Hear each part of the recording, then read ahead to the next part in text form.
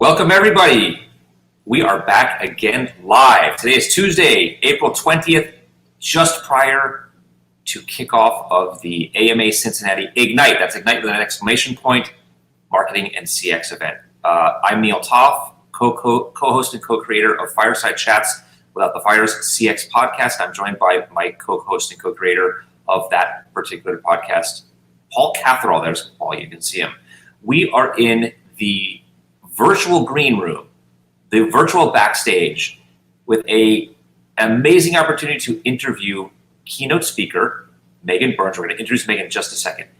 Megan is just 50 minutes away from launching her keynote, so we get to have a quick chat with her. This is a luxury, it's a privilege. We're going to get to pick her brain for a few minutes. And by the way, she's doing great. She's going to be wonderful. She's confident, she's cool, she's collected, she's calm, she's ready to get at it. Just look at her, she's right there. Look at her, she can't wait to get out there. But this is a sensational opportunity to spend a little time with Megan. Megan, welcome to the podcast. Thank you for being here with us. Thanks, Neil and Paul. Thanks for having me. It's great to have you. So, Megan Burns. Megan is the founder and principal of Experience Enterprises, and she is the former VP principal analyst of the venerated Forrester Research, where she was there for 10 plus years. We have a wealth of experience here, and Megan, again, she is keynoting.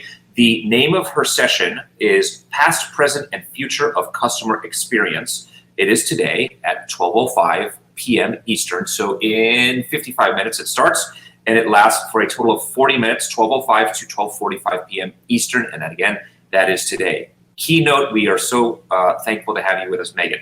I want to ask you, for those that may not be yet familiar yet with your work, or have never seen you speak, haven't read your stuff, are not following you on social media, on LinkedIn and Instagram, and the properties where you're most present. Tell the audience a little bit about you. Who is Megan? What should they know? What would you like them to know about you coming into your keynote?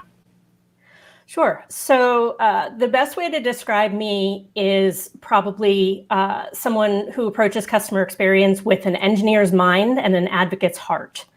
I actually am a software engineer by training, but I was always interested in people. I double minored in management and psychology without really intending to. And I've landed in this place where I'm focused on how do I help companies build up their human systems? Because the technology is actually the easy part, right? It's getting all the people to work together. I worked in a similar area when I was at Forrester. I'm probably most well known for the customer experience maturity model and the customer experience index, which were two really important benchmarks that didn't exist in the industry at the time. Now I'm all about taking companies that we've gotten to see the light on customer experience and helping them actually do this, which is easier said than done. Super. I so want to ask you about your keynote, but I'm not going to do the spoiler activity. I'm not going to ruin it for the audience. I'm not going to take away, but I'm so curious to know what is in your past, present, and future in customer experience. We're going to let the audience learn from you in about 50 minutes or so. I will ask you four rapid fire questions about customer experience, just to get a little flavor, so we can learn a little bit more about you and what's in your mind, to make your engineering mind tick and your heart beat. First question: what is your favorite CX metric? My favorite CX metric is whichever one gets people moving. I have always been and am sort of famously agnostic. I've seen companies succeed with CSAT, with NPS, with the Customer Experience Index. Full disclosure, I co-developed the CX Index with Roxy Strominger, but it's not about the metric. It's about the adoption and use of the metric as a guide. So whichever one people are willing to follow, I'm good with that one. Take that one, audience. We were all expecting you to come up with it's this one, it's that one, it's the other one, because we all love to stick ourselves and say, yeah, but Megan says it's that one, and so we're going to do that one. But this is a great answer. It's a unique answer. It's different, unexpected. I love it. Thank you. And I talk a little bit about this in my keynote, so stay tuned. Fasten your seatbelts. Well, hang on for that keynote. Here we go. Rapid fire question number 2. What comes first in customer experience? Customers or employees? I'm going to say customers. And here's why I say that. There are always times when you have to make trade-offs between everything.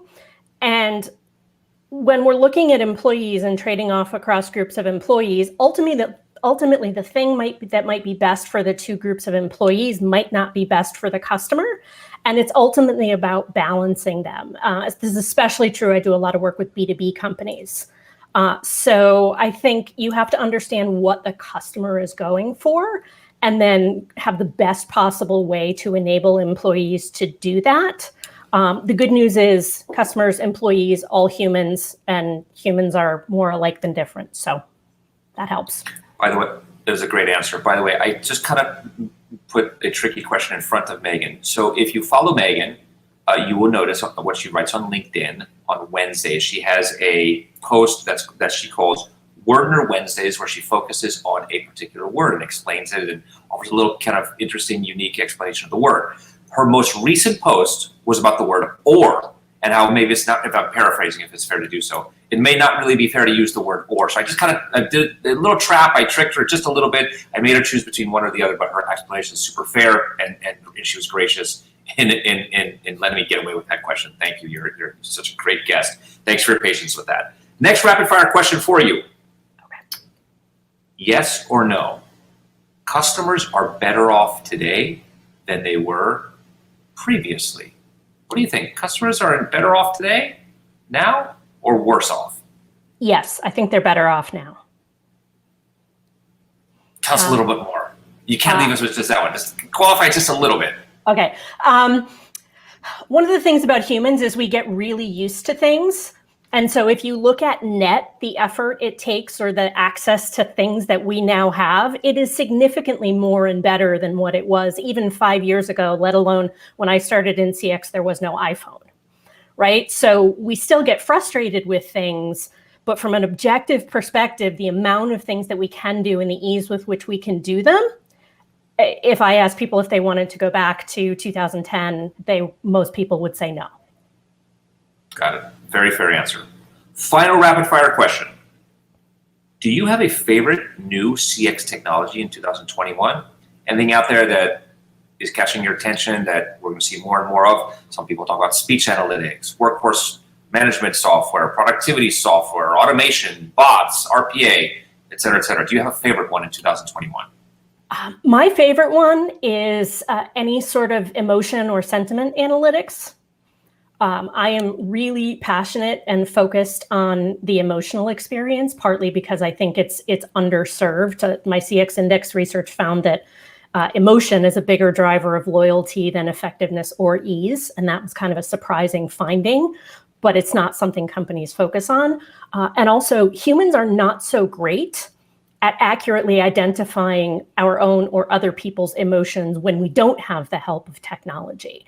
So things we can do to start to build up that emotional intelligence, and especially when we're in digital experiences. I have another program I do called How to Design an Emotionally Intelligent Digital Experience, right? To the customer, it's still a conversation, and they expect the person on the other side of the conversation to be emotionally intelligent.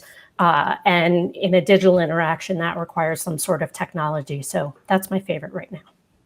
I love this answer. It was unexpected. I thought you might, give one of the standard ones. It's the bot. It's the this. Great answer. It goes back to emotion, which is not easy in our industry to get a hold of and certainly understand the sentiment. More importantly, what to do with it, right? Yeah. Love it. Megan, you've been a sensational guest. Audience, here it is at 12:05 p.m. Megan's keynote, 12:05 Eastern. That is in just about, let's see, we're about 45 minutes away. 12:05 Eastern, past, present, and future of customer experience. That's today. If you're not yet registered for the event, you'll see on the little crawl thing right at the bottom part of our screen. Ready to register. If you're not yet following Megan, you can follow her certainly on Instagram or on LinkedIn. I've done so. I've enjoyed reading her stuff. Her content is sensational. Look, we just had someone post, "Good luck, Megan." We don't know who said it, but a little message flashed up. That's wonderful. Megan, thank you for being so gracious and spending time with us right before your keynote. You're going to do wonderful. I can't wait to tune into it. I'm going to learn from you, and thank you once again for your time. You're going to crush it. We're going to do great. We're cheering you on.